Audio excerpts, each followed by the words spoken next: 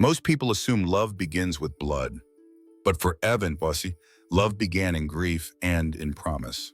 12 years ago, Evan stood at a cold hospital corridor, still dressed in his black work suit, as the doctor pronounced his brother and sister-in-law dead after a collision with a drunk driver. In one cruel instant, their son Josh became an orphan, and Evan, a single gay man with no children, became a godfather in more than just name. Josh was 12 then. He had no more baby teeth, but he still believed in monsters. Evan remembered the boy's small hands gripping his tightly at the funeral, not letting go even as the earth swallowed the coffins. From that moment, Evan wasn't just a guardian on paper. He was a home, a roof, a warm breakfast, a ride to school, a steady hand through adolescent anger, through college applications, through heartbreaks. Evan never married. He never even dated seriously after Josh moved in. He poured his love into building a life where Josh would never feel second best. Not for losing his parents, not for having a gay uncle, not for anything. By day, Evan was a respected interior architect in Chicago, sleek spaces, understated elegance, every line intentional. By night, he cooked, helped with homework, listened without judgment. All those years, Evan quietly saved money for Josh's future. No child support, no co-parent, just Evan and Josh, and it was enough. Until recently, Josh, now 25, had grown into a strong, capable man with a career and confidence Evan once dreamed he would have, and he was engaged. Bella was beautiful, classic, composed, polite in public, but beneath the polished manners, there was a coldness Evan felt the moment she stepped into their lives. She never asked Evan about his work, never mentioned the years he spent raising Josh. She called him Mercer Stone instead of Uncle Evan. Once, when she thought he wasn't listening, Evan overheard her say to a friend at dinner, "Josh's godfather. He's just that lonely old gay guy who never moved on." That stung, not because it wasn't partially true, but because Evan had never considered himself lonely. Not until someone said it out loud, like a scar under perfect lighting. Still, Evan said nothing. He believed that family meant swallowing certain kinds of pain. The engagement moved fast. Bella proposed that she and Josh move into the family house, Evan's house, to settle in before the wedding. She assumed the place belonged to Josh, or maybe to his late parents. She never asked. Evan didn't correct her. At first, Evan hoped things would settle. He welcomed them, even helped paint the guest room Bella wanted as her office. But soon, framed photos of Josh as a child began to disappear from the hallway walls. Family heirlooms were boxed away without a word. She replaced Evan's warm-toned designs with sterile white and gold schemes. She called it modernizing. One afternoon, Evan returned home to find a pile of his books and artwork on the front porch. A group of Bella's friends stood nearby, laughing over wine. She pointed toward the door and said loudly, "I told him it's time to declutter. The place needs to feel like our home now, not some gay uncle's museum." Evan's face flushed, but he didn't say a word. Josh had been silent too. He stood beside her, hands in his pockets, eyes down. No one defended him. No one remembered who'd kept the lights on when grief had shut the world out. Later that week, Bella announced that Evan wouldn't be giving a speech at the wedding. She claimed it was about keeping things concise, but her real reason echoed between the lines. "We want people who represent traditional family values." The message was clear. Evan didn't fit. Still, Evan didn't leave. He stayed quiet. He watched the home he'd built for Josh transform into a stage where he no longer had a role. But silence doesn't mean surrender. And behind Evan's quiet eyes, something had already shifted. Subscribe to Heart Story for Part 2, when love is pushed to the edges, but truth begins its return. The house Evan once called a home no longer felt like his. The walls still stood, the floors still creaked in familiar places. But something invisible had been stripped away. Respect, presence, history. Bella had moved in with the energy of a storm. She came with glossy catalogs, Pinterest boards, in a vision of what their new life should look like. Not once did she ask Evan's permission to make changes. She didn't need to. In her eyes, Evan was part of the furniture, outdated, inconvenient, and easy to move. The first thing she did was repaint the living room. Gone were the deep greens Evan had chosen years ago, replaced by a cold palette of bone white and chrome gold. The family photos, some decades old, some capturing Josh's first days with Evan, vanished from the walls without a word. They weren't packed. They were thrown in a storage bin Evan found later in the garage, buried under Bella's new throw pillows and wedding centerpieces. She even reupholstered the armchair where Josh used to curl up as a child when Evan gently mentioned the sentiment behind it. Bella laughed. "It's just a chair. You gays are so emotional about objects." Josh said nothing. In front of friends, Bella played host in her home. She offered wine, adjusted vases, and never missed a chance to diminish Evan with a smile. "Oh, Evan, he's our roommate for now. You know, Josh's godfather. He's been with the house forever, like an old key you keep but never use." Sometimes she called him the freeloading gay uncle. Once, she said it right in front of Evan. During a small gathering, the room fell silent. Evan didn't flinch. He simply refilled his glass and walked out to the patio, where he sat alone until the laughter returned inside. Josh, when confronted privately, would shrug. "She doesn't mean it that way. It's just her humor, and it's temporary. After the wedding, we'll find our own place. Just hang in there." But it wasn't temporary. Every day chipped away at Evan's dignity. The deepest cut came during wedding planning. Evan had assumed quietly that he might say a few words at the reception. Nothing grand, just something from the heart. He had raised Josh, who, after all, held to his hand through nightmares, taught him how to tie a tie, watched him graduate, loved him like a son. But one morning, Bella handed Evan a printed program for the wedding, carefully designed, names listed in elegant font. Evan's name wasn't on it, not as a speaker, not even his family. When he looked up, confused, Bella didn't hesitate. "It's nothing personal. We're just keeping the ceremony traditional.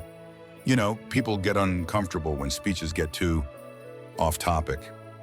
Evan held the paper between his fingers and nodded. Just once. Josh, again, stayed silent. The house grew quieter after that. Not peaceful, just emptied of warmth. Evan began spending more time in his studio downtown. He took longer walks after work. He spoke less at dinner. Bella didn't notice. Josh didn't ask. The wedding was 3 weeks away. Guests would soon arrive.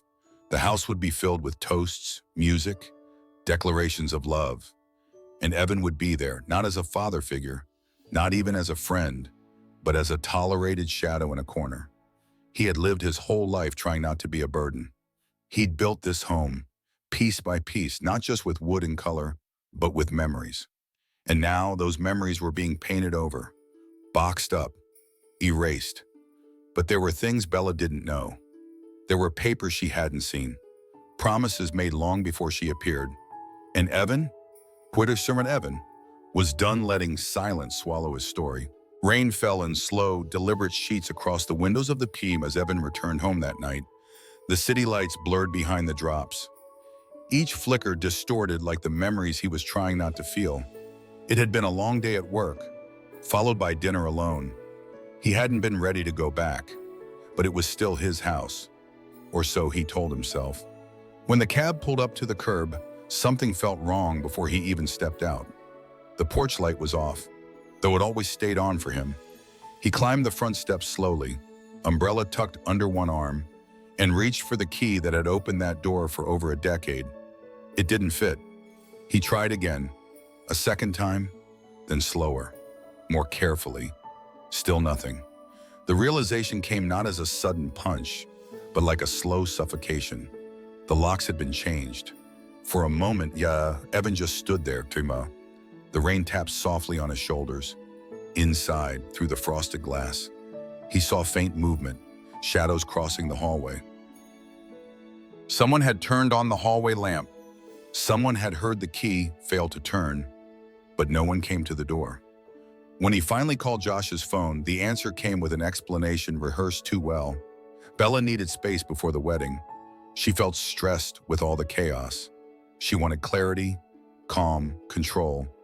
And Josh, weak, tired Josh, said it was just temporary. A few nights, maybe, just until things settled. Evan said nothing, not even goodbye. He ended the call, pocketed the useless key, and walked back to the street, the rain sliding cold into his collar. He didn't go to a friend's house. There weren't many he leaned on like that. Instead, he checked in into a small hotel downtown, the kind with thick carpets and quiet halls. At the front desk, the clerk asked for ID. Evan handed it over with a steady hand. Once inside the room, he dropped his wet coat over a chair and sat down at the desk. He opened his briefcase and pulled out a dark leather envelope, something he hadn't touched in years. Inside was the original will of his older brother, handwritten notes, signed statements, legal stamps still crisp on the corners. Evan had kept it in a safe deposit box for over a decade, not out of fear, but out of respect. He had never needed it before. But tonight, it wasn't just paper. It was proof of memory, of sacrifice, of promise. The document was clear. Evan had been granted legal guardianship of Josh after the accident. But more than that, the house, the very house they now lived in, had been transferred into shared ownership, joint custody of property. Evan and Josh.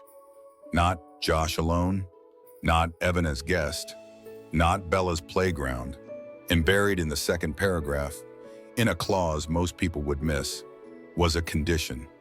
If Josh ever severed meaningful ties with Evan, through estrangement, formal eviction, or rejection, his claim to the house would be void.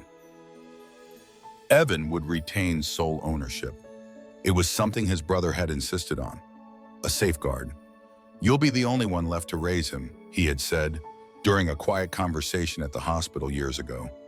If one day he forgets, this will remind him. Evan read the line again and again, not with anger, but with a slow, settling breath. He hadn't wanted it to come to this. He had raised Josh not for reward, not for recognition, but because it was the right thing to do. Because love didn't ask for applause. Still, love deserved truth. He picked up his phone, opened his contact list, and dialed the only name that mattered now. Lucas, not just a friend, but a lawyer who had known Evan for years, and who had once helped finalize the will. The conversation was brief. A meeting was scheduled, documents would be reviewed, options were weighed. Evan ended the call, folded the will neatly back into its envelope, and placed it beside the hotel lamp. Outside, the storm continued. But inside that room, Evan didn't feel small anymore. The house looked different that morning, not because of the floral arches that had been set up by the front gate, or the tables dressed in white linens lining the garden. It looked different because, for the first time in years, Evan wasn't in it. The sun filtered through the windows he had once designed to capture perfect morning light. Guests wandered through the rooms he had once decorated with care, now stripped of the warmth he had built into every corner. Bella moved among them like she already owned it all. The space, the name, the narrative. Josh stood near the altar, visibly nervous. Not the nerves of a man about to make a lifelong commitment. These were quieter, sharper, the kind that come from knowing something is cracking beneath the surface, but still choosing to ignore it. The ceremony was set to begin at noon. The weather was perfect. Every seat was filled. Bella's father flew in from Boston. Her sisters wore matching dresses, and the music swelled as guests took their places. Evan wasn't among them. No one seemed to ask why. Just as the officiant welcomed everyone and the bride took her place beside Josh, a voice broke the calm, steady, measured, and backed not by volume but authority. "I apologize for the interruption, but before these vows continue, this household needs to honor a legal obligation." The guests turned. From the back of the garden, a man stepped forward. "Lucas, in a tailored suit, holding a small stack of documents. There was no drama in his voice, only precision. He handed a copy to the officiant, another to Josh, and one directly to Bella. "This is a formal notice, effective immediately. Ms. Bella Taylor is ordered to vacate the property at 1462 Kingswell Drive. The residence belongs solely to Mr. Evan Stone. The will is clear. The terms have been breached." Whispers broke like waves across the garden. Bella blinked, then shook her head in disbelief. "What is this?" she asked, eyes darting from the papers to Josh. "Is this a joke? You said this house?" But Lucas interrupted gently. "This house was shared under one condition, and that condition was broken the moment Mr. Evan Stone was denied access and recognition as legal family."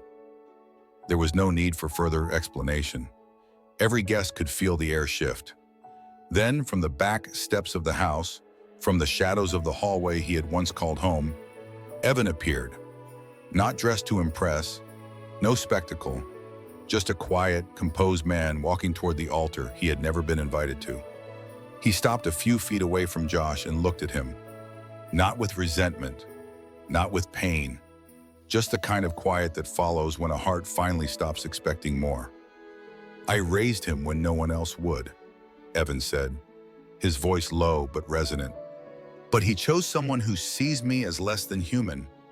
It wasn't a speech. It was a sentence, but it rang louder than anything else that day. Josh stood frozen, both of him. Bella's mouth moved, but no sound came out. Then Josh did the only thing no one expected. He dropped to his knees, right there beside the altar. Not in front of Bella, in front of Evan. His voice trembled as he looked up. "I'm sorry, he said. "I don't know when I forgot." He didn't beg. He didn't defend. Just that, a raw admission in front of 100 people who had come to witness something else entirely. Evan didn't speak again. He didn't have to. He nodded once and turned away, walking back through the garden path as the ceremony dissolved behind him. Some guests followed. Some stayed in silence. Bella stood still, bouquet in hand, but the wedding never resumed. No music played, no cake was cut, no vows were exchanged. By the end of the afternoon, the chairs were being folded. The decorations came down. And the house Bella once called hers, stood quietly behind locked gates. But this time, it was Evan who held the only key. The house was quiet again. Not just empty, but still, in the way only homes can be after storms have passed. There were no footsteps echoing down the hallway. No new voices replacing the old. No more flowers in vases chosen without care. The silence, this time, belonged to Evan, and it was welcome. Bella had left that night. She didn't speak to Pa. She didn't try to explain. She packed a single bag, left the dress in the closet, and walked out of the house she had tried to make hers. Josh didn't follow her. He stayed behind, standing in the foyer long after the guests had gone. But he didn't move back in. A few days later, Evan returned from work to find Josh waiting outside, suitcase beside him, head lowered. They didn't talk much. Josh said he would find his own place, that Evan deserved his space, that it was time to build something honest, even if it had to begin with distance. Evan nodded. They didn't hug, but they didn't need to. Weeks passed, then months. Autumn rolled into winter, and the air turned crisp around the windows Evan once designed for summer light. He resumed his quiet routines: morning coffee, soft jazz on Sundays, long walks through the tree-lined streets of Chicago. The house no longer felt wounded. It simply felt lived in again. There were shadows in the corners, yes, but they belonged to memory now, not shame. One evening, as Evan sorted through mail by the fireplace, he noticed a small envelope. Handwritten. No return address. Just his name. The handwriting was unmistakable. Inside, folded neatly, was a photo. It was old, weathered at the edges, a moment frozen in time. Evan, years younger, kneeling in the backyard with his arms wrapped around a 12-year-old Josh. Both were laughing. Evan was holding up a crooked birdhouse they'd built together one summer afternoon, paint still fresh on their shirts. On the back of the photo, scribbled in ink that had slightly smudged, were 9 words. "This is the man who gave me a future." Beneath it, a single line, "I'm sorry I let someone else erase that." There was something else enclosed, a formal document. Josh had filed to transfer full ownership of the house to Evan, not out of obligation, not as repayment, but as acknowledgement, a way of saying, "You never asked for anything, and that's why you deserve everything." Evan read it twice, then carefully placed the photo on the mantel, just beside the old clock he once thought of donating when Bella had called it hideous. It stayed there now, imperfect, meaningful, untouched. He didn't need the paperwork. He didn't need the apology. But the gesture landed where words could never reach. That night, he walked through each room slowly, not to check what had changed, but to remember what had endured. The handrails he'd installed when Josh was little, the bookshelf filled with half-read novels. The kitchen counter, still chipped at the corner from the night Josh had tried to slice a watermelon. None of it was erased. It had only been waiting to be seen again. Outside, snow began to fall, and inside, a light remained on in the hallway, not for guests, not for show, just for him. Because in the end, Evan hadn't lost a home. He had reclaimed it. And in the quiet, after all the noise and erasure, love had returned in the form of a photograph too stubborn to be forgotten. Do you think true family is made by blood or by choice? Tell us in the comments and subscribe to Heart Story for more stories that speak to the heart.